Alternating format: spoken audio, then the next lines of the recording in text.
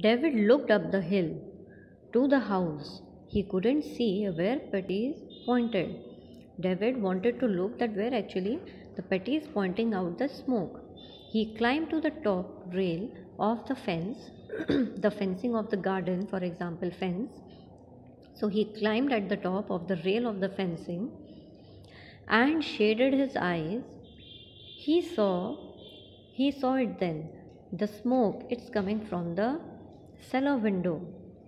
Without another word, David and Peter took off running. Without another word, they quickly ran.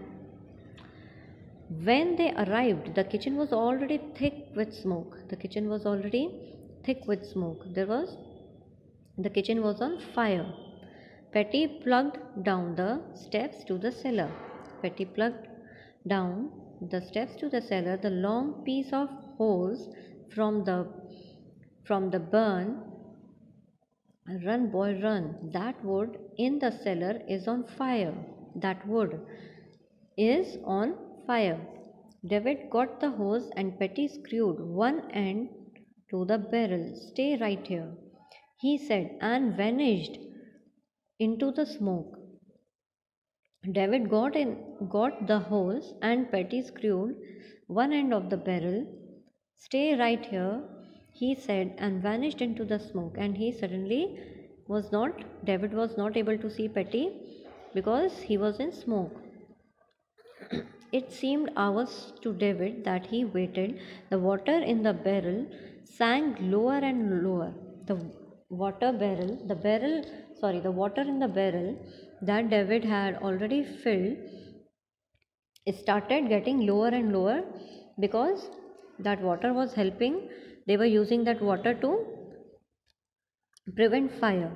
Suppose the barrel ran dry before the fire was out. Suppose the barrel ran dry. If the water was no more in the barrel before the fire was out, and if the fire is not prevented, then David suddenly thought for a moment that he might run, get more water.